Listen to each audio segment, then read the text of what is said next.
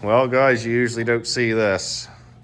Today we're working on a Can-Am Bombardier product.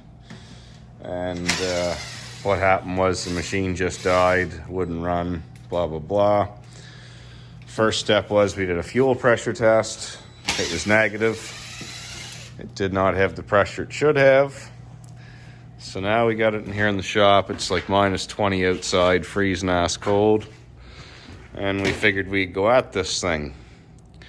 So for starters, I don't think they could have made this any more difficult for being, you know, a simplistic part. Most machines you can access the fuel pump fairly easily. This machine you cannot. So it's a 500 Outlander. What is it, an 09? 13. 9 or 13, something like that anyway.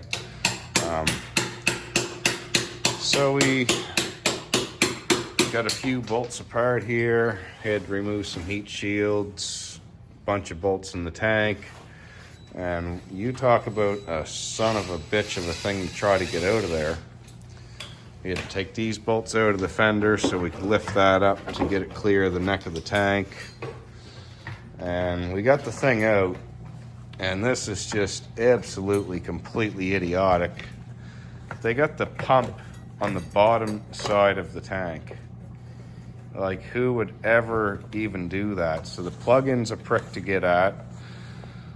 The pump is just in a stupid location. If you have any seal leak at all your gas is gonna piss out of your machine.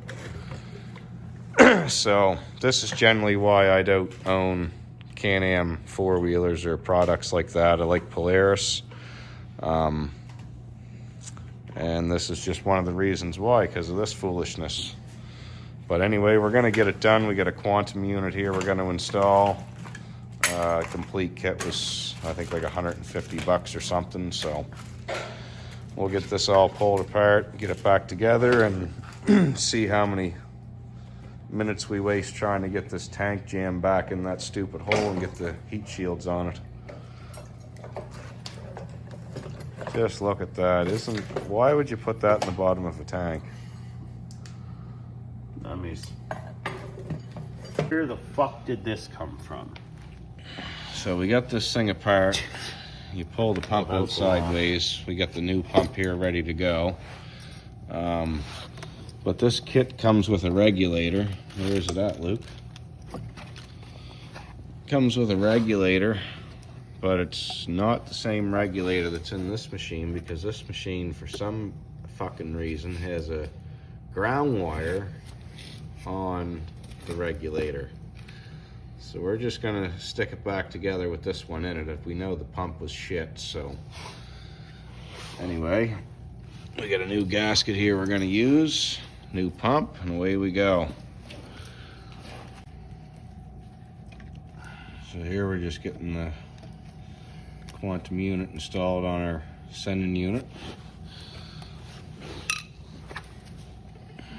Everything's in place other than the regulator. And we're gonna put it back in the tank and jam it back in the four-wheeler.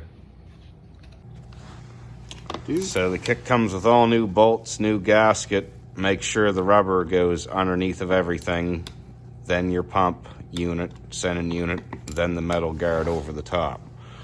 Once we get this all tightened up, it's got enough gas into it. As soon as we flip it over, we'll know if it's sealed or not. But we used all the new stuff supplied with the kit other than that regulator, so soon be ready to go back in. Oh, this is all back up and running again. What an absolute nightmare of a job for a fuel pump. This is all back together. No leaks.